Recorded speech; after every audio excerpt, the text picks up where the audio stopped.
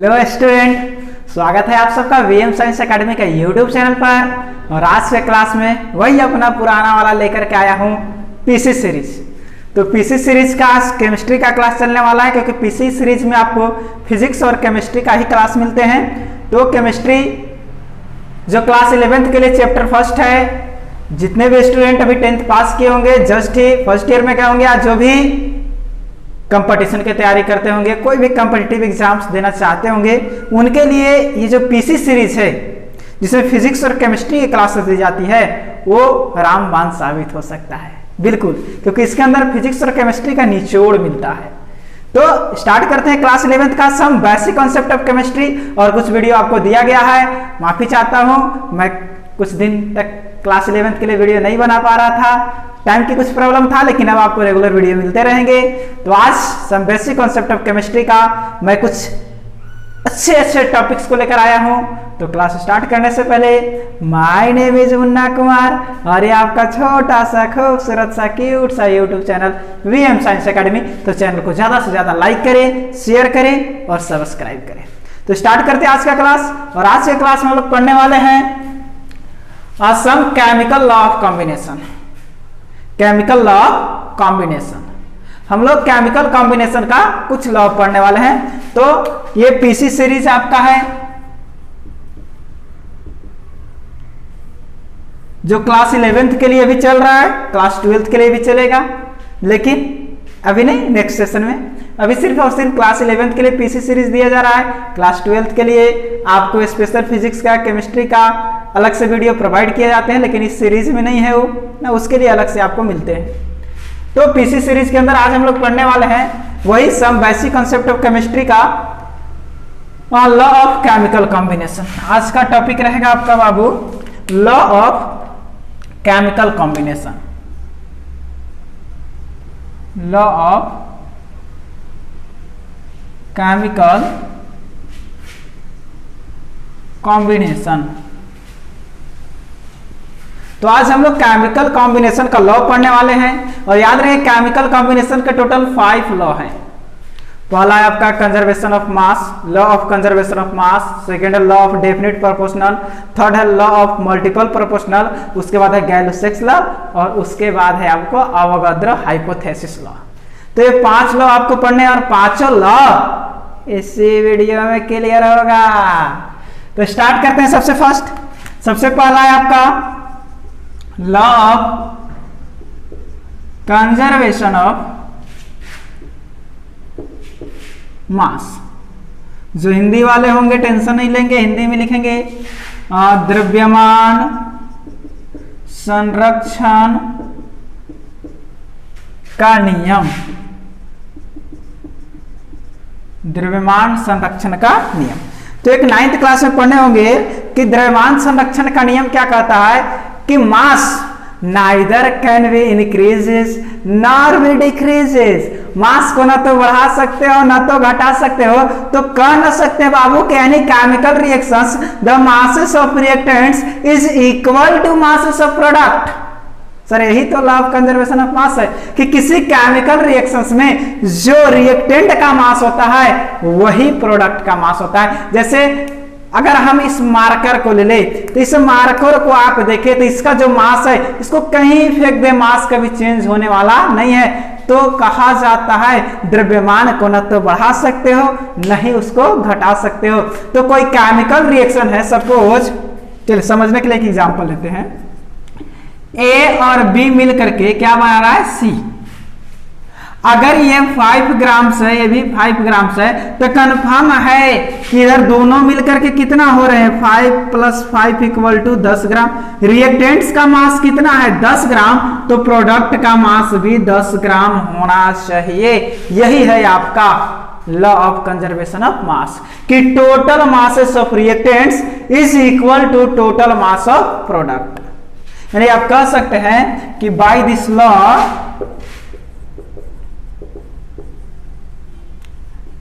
any chemical reaction, the total mass of reactants is equal to total mass of product. यानी कि किसी भी chemical reaction में जो टोटल रिएक्टेंट्स का मास होता है बाबू, वही मास इक्वल होता है प्रोडक्ट के मास के। यानी किसी रासायनिक अभिक्रिया में, हिंदी वाले नोट करेंगे, किसी रासायनिक अभिक्रिया में अभिकारक का कुल द्रव्यमान प्रतिफल के या उत्पाद के कुल द्रव्यमान के बराबर होता है। किसी रासायनिक अभिक्रिया में अभिकारक का कुल द्रव्यमान प्रतिकारक के कुल द्रव्यमान के बराबर होता है। जैसे एग्जांपल हम कहें कि A plus B gives C plus D, then mass of A plus B equal to mass of C plus D। यही है आपका law of conservation of mass. जो A प्लस B का मास होगा वही C प्लस D का मास होगा। इसे क्लियर करने के लिए एक क्वेश्चन लेते हैं। चलिए एक क्वेश्चन है हमारे पास, एक क्वेश्चन लगा देते हैं इसे क्लियर करने के लिए कि 1.5 gram of ethane 1.5 gram of ethane on complete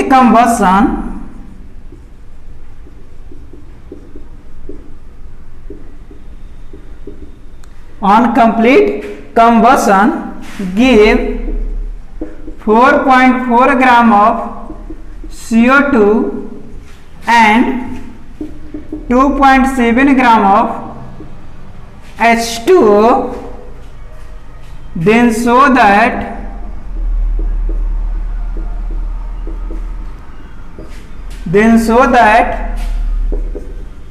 the reaction obey the law of chemical, the law of conservation of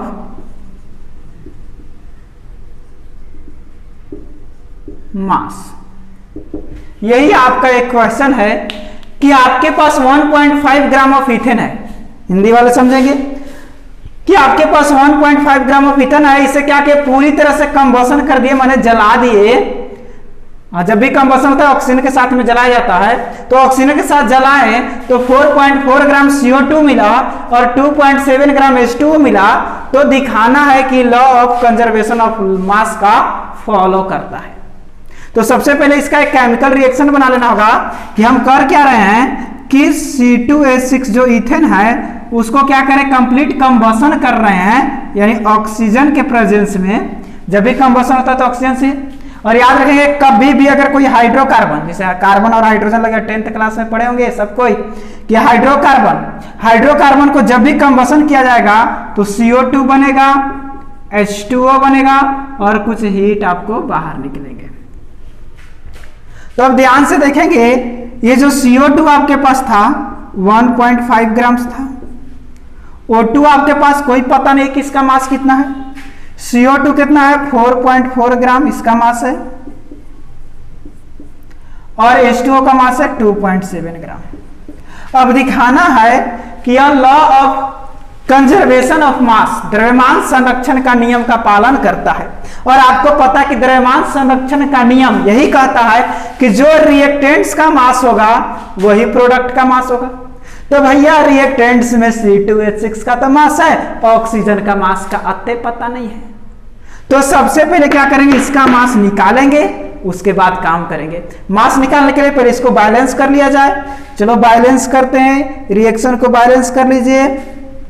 तो देखिए तो ध्यान से 6 हाइड्रोजन यहाँ 6 से गुना, तो 12 हाइड्रोजन यहाँ 2 से गुना, 4 कार्बन यहाँ 4 से गुना, ऑक्सीजन 2, ऑक्सीजन 4 दूनी 8 और 6 14, तो यहाँ 7 से गुना हो गया बैलेंस, है कि नहीं। यानी कि 2 मोल्स ऑफ इथेन, इसको मोल्स कहते हैं बाबू, 2 moles of ethane 7 moles of oxygen से कंबाइन होकर के 4 मोल्स CO2 और 6 मोल्स H2O दे रहे हैं।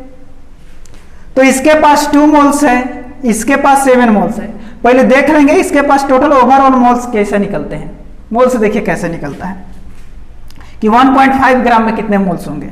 तो इसका मोल्स निकाल लेंगे, तो इसको 2 में 7 है तो जितना मोल आएगा उसमें कितना है उसके अनुसार इसका वेट निकल जाएगा। तो इसको मास निकालने के लिए थोड़ा सा आपको एक्स्ट्रा काम करना पड़ेगा। आइए सीखते हैं। किसी भी केमिकल रिएक्शन में अगर किसी का मास नहीं दिया हुआ होगा, तो अगर प्रोडक्ट का नहीं दिया हुआ है, कोई जिसका दिया हुआ है उसका मोल्स निकाल लेंगे। जैसे इसका मास दिया हुआ है तो इसका मोल्स निकाल लेंगे। तो काम करते हैं। सबसे पहले चूंकि number of moles equal to formula होता है बाबू मास अपॉन मोलर मास। देखिए मास जो कि गिवन है इसको वेट भी कहते हैं। मास जो कि गिवन है, मोलर मास माने इस सबके मॉलिक्यूल्स को क्या करेंगे, ऐड कर देंगे। यानी कि number of moles in C2H6, C2H6 में हम मोल्स देखते हैं। इसका मास कितना था 1.5। मोलर मास निकाल लीजिए। कार्बन का मास होता है 12, 2 गए तो 2 से गुना। हाइड्रोजन का होता है 1, 6 गए तो 6 से गुना। तो 1.5 बट्टा में कितना हो जाएगा 12 दूनी 24 और 6 एकम 6 30। पॉइंट हटेगा 0, 15 दूनी 30, 200 यानी 200 से 1 में भागा देंगे तो 0.10 हो गया। फिर 0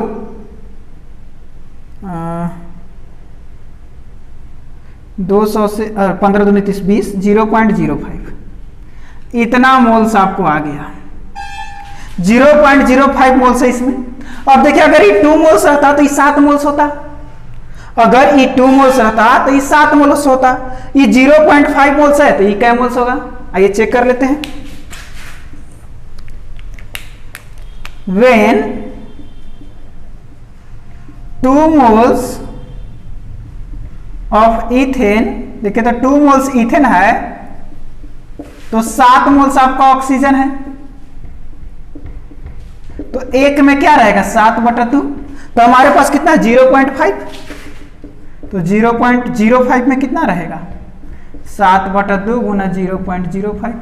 पॉइंट हटाएंगे, नीचे 2 को 0, 5 से 20, 20 दूनी 40, 7/40 मोल्स। यानी इसके पास आ गए 7/40 मोल्स। अब मोल्स हो ही गया तो मोल से क्या करेंगे, इसका मास निकाल लीजिए। चूंकि नंबर ऑफ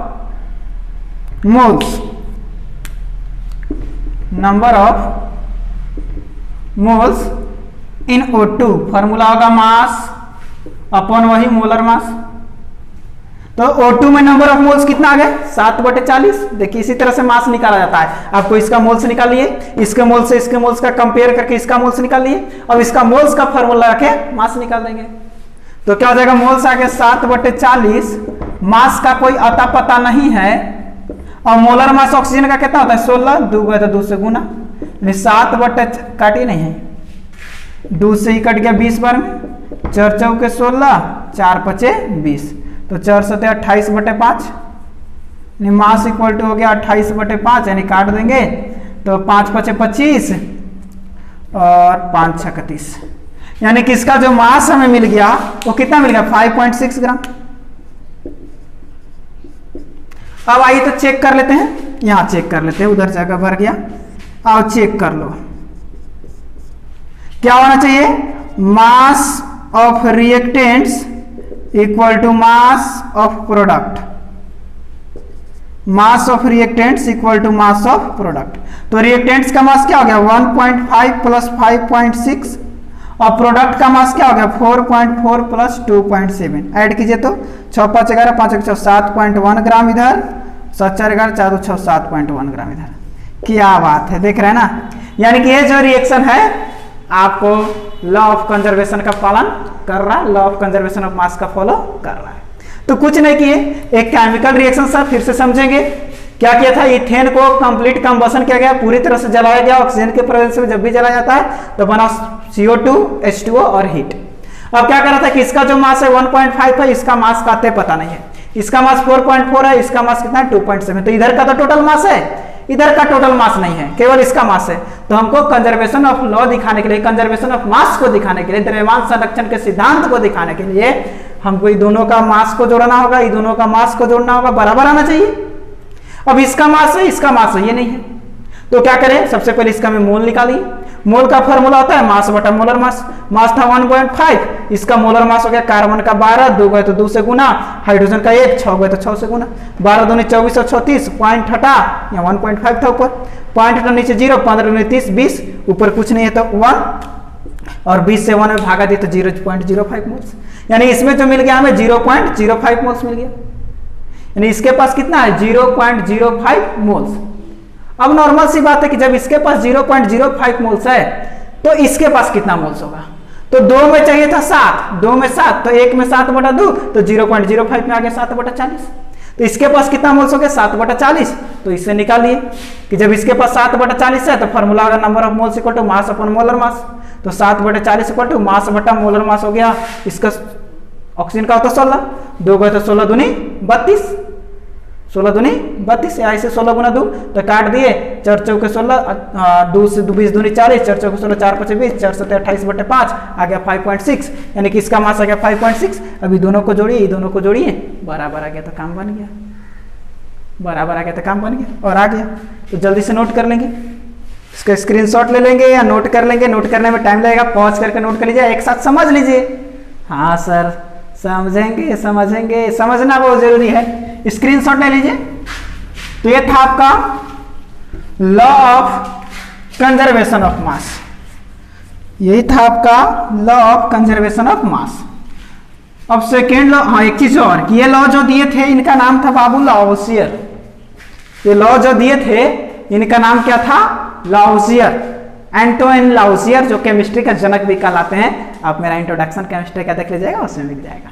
अब सेकेंड लॉ की बात करें तो यह है आपका law of definite proportion, law of definite proportion. इसमें क्या था कि इसमें कहना था कि अगर आपके पास कोई मैटर हो या कोई भी कंपाउंड हो, अगर वो कैसे बना है, क्या से बना है, एक्सपेरिमेंट कैसे हुआ है, इससे कोई मतलब नहीं रहता है। कंपाउंड में जो एलिमेंट है उसका रेशियो हमेशा बराबर होता है। कहने का मतलब है कोई कंपाउंड है, कोई एलिमेंट से मिलकर के बना है, तो कैसे बना है इससे कोई मतलब नहीं रहता है, जबकि उसके एलिमेंट का जो रेशियो होता है वो हमेशा क्या होता है, बराबर होता है। यानी कि when 2 or more than 2 substance combine to the form of a single substance, then the ratio of elements is always equal. Ratio of elements is always equal. अगर 2 सबस्टांस मिलकर के कोई एक तीसरा सबस्टांस बना रहे हैं तो आपको याद रखना होगा कि उस सबस्टांस के अंदर जो रेशियो होगा एलिमेंट्स का वो हमेशा क्या होगा, बराबर होगा, चाहे आप कैसे भी बनाएं। जैसे एग्जांपल हम ले, एक थोड़ी सी बात करते हैं, जैसे इसको एग्जांपल समझते हैं। जैसे आप क्या किए, आपका घर कहीं और होगा, मेरा घर कहीं और है, किसी का घर कहीं और होगा, किसी का घर कहीं और होगा। जैसे आप क्या किए, आप समुद्र से पानी लाए, जिसको कहते हैं सी वाटर। कोई एक बंदा बारिश का पानी उठा लिया, रेन वाटर। कोई एक बंदा नदी से पानी उठा लिया, रिवर वाटर। कोई एक बंदा चापाकल के पानी उठा लिया, टैप वाटर। अब ये क्या है, हाइड्रोजन बना, इस जो वाटर है इसका फॉर्मूला क्या होगा, H2O। चाहे जैसे भी बने, ये भी जैसे भी बने H2O, ये भी जैसे भी बने H2O, ये भी जैसे भी बने H2O। सब में हाइड्रोजन और ऑक्सीजन का रेशियो देखिए तो हाइड्रोजन मास 1, हाइड्रोजन का मास क्या होता है 1, ऑक्सीजन का मास क्या होता है 16, तो 1 हो जाएगा 2:16, 2:16, 2:16 और 2:। तो सबका रेशियो क्या होगा, इक्वल होगा। यही था आपका लॉ ऑफ डेफिनेट प्रोपोर्शन। तो हम कह सकते हैं, बाकी ये कैसे बना इससे कोई मतलब नहीं है। ये कैसे बना, तुम अपने घर से वाटर लाओ, पड़ोसी के घर से वाटर लाओ, अपने उसके घर से वाटर लाओ, या कहीं से वाटर लाओ, सर उस वाटर में जो हाइड्रोजन और ऑक्सीजन है उसका रेशियो हमेशा क्या रहेगा, 2:16 रहेगा। तुम कहीं से वाटर लेकर आ जाओ, तो यही था आपका लॉ ऑफ डेफिनिट प्रोपोर्शनल। कहीं से लेकर आओ तो कैसे बना रहता है इससे कोई मतलब नहीं है। तो इसका कहना है कि when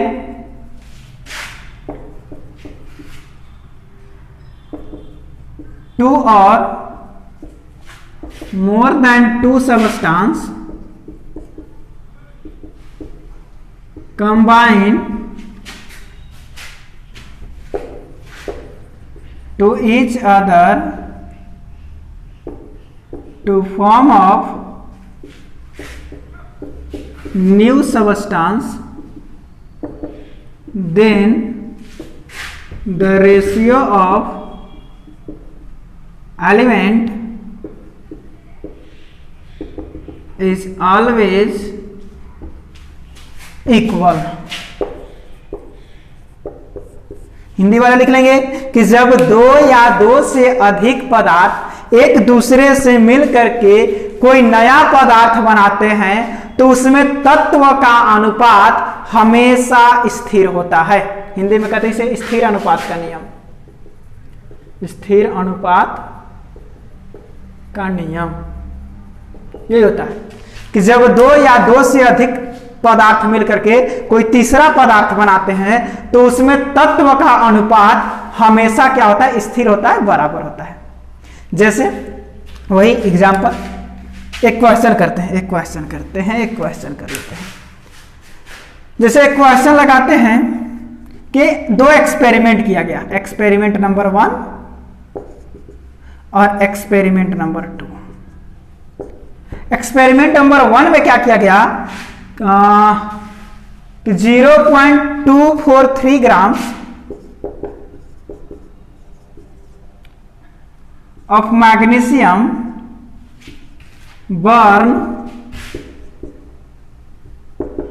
with oxygen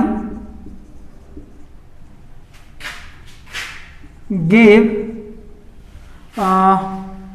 0.403 gram of MgO। और सेकेंड एक्सपेरिमेंट में क्या हुआ कि 0.182 gram of magnesium burn with oxygen to give 0.302 gram of MgO। Question हमने रख लिया है पहले से कि दिक्कत ना हो आपको एक्सप्लेन करने में। तो इस तरह से दो एक्सपेरिमेंट किए, एक्सपेरिमेंट फर्स्ट और एक्सपेरिमेंट सेकेंड। और हमसे कहा गया कि शो कीजिए, देन शो दैट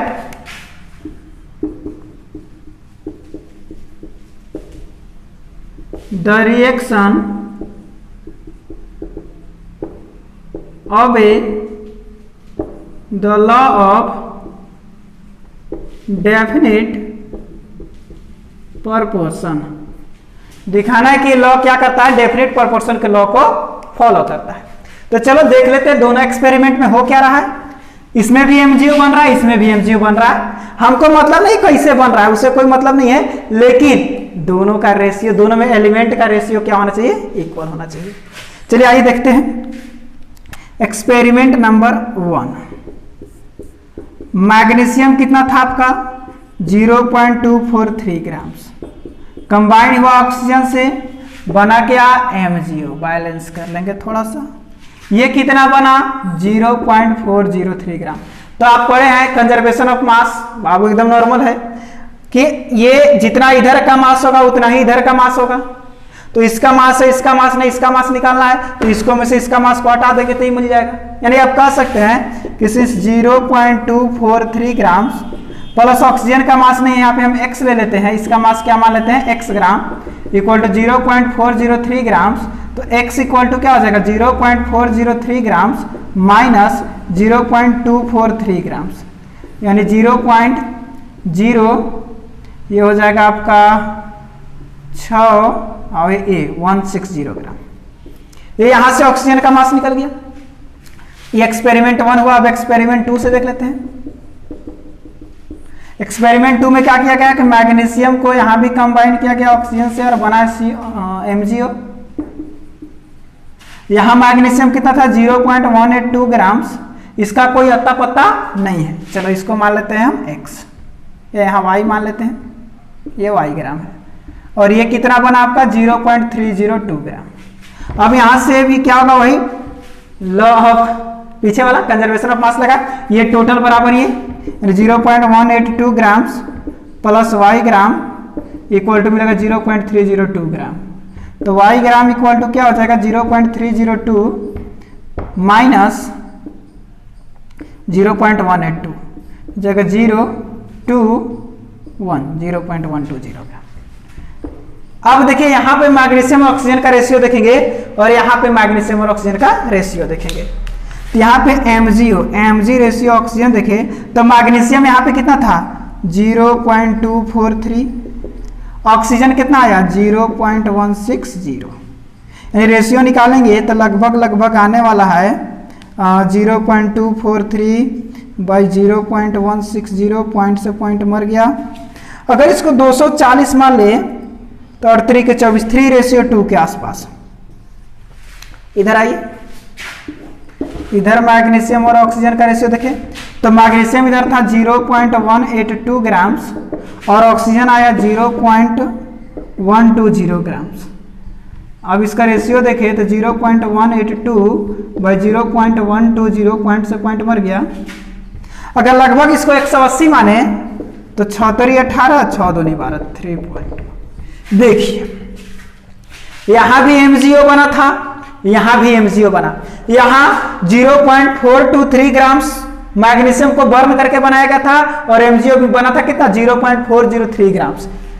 यहां 0.182 ग्राम्स को बर्न करके बनाया गया था 0.302 ग्राम्स। तो सर कैसे बना उससे कोई मतलब नहीं है, बन रहा है MgO, यहां भी बन रहा है MgO, कितना बन रहा है कोई दिक्कत नहीं है, कितना बन रहा है उससे कोई मतलब नहीं है। यहां बना 0.302 ग्राम्स, यहां बना 0.403 ग्राम्स, इससे कोई मतलब नहीं है कितना बन रहा है, कैसे बन रहा है, कहां से आकर बन रहा है, इससे कोई मतलब नहीं है।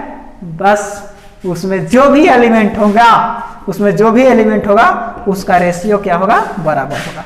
यहां देखो MgO का रेशियो 3:2, वहां भी रेशियो 3:, तो नोट कर लेंगे, यही था आपका स्थिर अनुपात का नियम, लॉ ऑफ डेफिनिट प्रोपोर्शनल। जल्दी से नोट करेंगे, इसके पास चलने वाले हैं लॉ ऑफ मल्टीपल प्रोपोर्शन के पास, या स्क्रीनशॉट ले लेंगे, अभी समझना जरूरी है। हाँ सर अभी समझना बहुत जरूरी है, तो चलो नोट कर लेंगे इसको, जल्दी से नोट कर लीजिए। तो मिटा दें,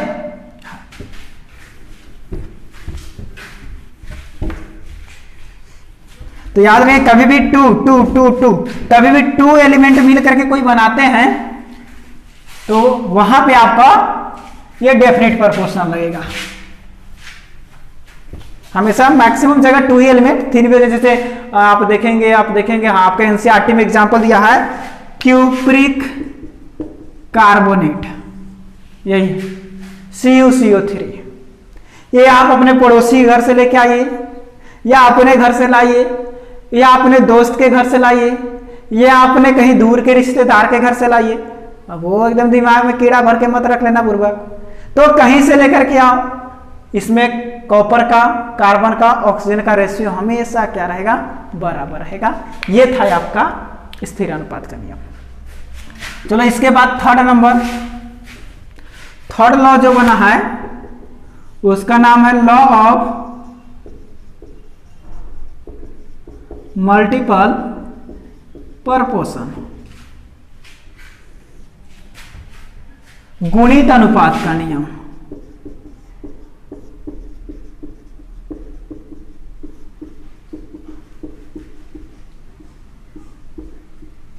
इस पर मल्टीपल प्रोपोर्शन, उसमें तो क्या था 2-3 एलिमेंट, इसमें बहुत सारे एलिमेंट्स बनेंगे, या उसमें एक ही कंपाउंड बन रहा है, इसमें बहुत सारा कंपाउंड बनेंगे। जैसे देखो इसका क्या कहना था, इसका कहना था कि यदि 2 तत्व मिल करके 2 या 2 से अधिक पदार्थ बनाए, या यदि 2 पदार्थ मिल करके 2 या 2 से अधिक पदार्थ का निर्माण करे, तो उसमें डिफरेंट मास वाले एलिमेंट का जो रेशियो होता है वो एक सरल अनुपात में होता है, सिंपल रेशियो में होता है। कहने का मतलब हुआ, जैसे आप देखिए कार्बन है, ये आपका कार्बन है, ये कार्बन हुआ, कंबाइन किया ऑक्सीजन से, बनाया CO2, 2 है तो यहाँ 2 मोल्स कर देंगे। वही कार्बन ऑक्सीजन से मिला, इस बार बनाया सिर्फ CO। अब इसका मास देखेंगे तो 12 ग्राम, इसका मास भी 12 ग्राम। कार्बन का मास कितना होता है बाबू? 12 ग्राम। ऑक्सीजन का कितना होता है? 16 ग्राम। तो ऑक्सीजन का 16 2 है तो यहाँ हो जाएगा 32 ग्राम, यहाँ ये होगा 16 ग्राम, है कि नहीं? तो इसका होगा यहाँ 16, यहाँ हो गया 16, यहाँ होगा इसका 16, इसका हो जाएगा 32। तो यहाँ जो डिफरेंट मास वाला सब्सटेंस है, डिफरेंट मास वाला कौन है? ऑक्सीजन। अरे डिफरेंट मास वाला कौन है? ऑक्सीजन। एगो तो सेम मास वाला हो गया कार्बन, एगो डिफरेंट मास वाला कौन हो गया? ऑक्सीजन। ये जो ऑक्सीजन का रेशियो होगा ये हमेशा सिंपल रेशियो होगा। जो भी रेशियो 1 का साथ आता है, 1:2, 1:2, 1:3, 1:4, ये सब सिंपल रेशियो होता है, सिंपल अनुपात या छोटा अनुपात। तो इस तरह से आपको ये नियम दिया गया कि जब दो तत्व मिलकर के, दो पदार्थ मिलकर के, 2 या 2 से अधिक पदार्थ, और भी पदार्थ बन सकता है, 2 या 2 से अधिक पदार्थ का निर्माण करते हैं, तो डिफरेंट मास वाला पदार्थ, डिफरेंट मास वाला पदार्थ एक सेम मास वाला पदार्थ से क्या होता है? कंबाइन करता है। जब डिफरेंट मास वाला पदार्थ सेम मास वाला पदार्थ से कंबाइन करके 2 या 2 से अधिक पदार्थ बनाता है, तो डिफरेंट मास वाले पदार्थ का रेशियो एक सरल अनुपात में होता है। डिफरेंस मास वाले पदार्थ का रेशियो एक सरल अनुपात में होता है। यही था आपका ये लॉ। लाइट का थोड़ा सा डिस्टरबेंस हो रहा है।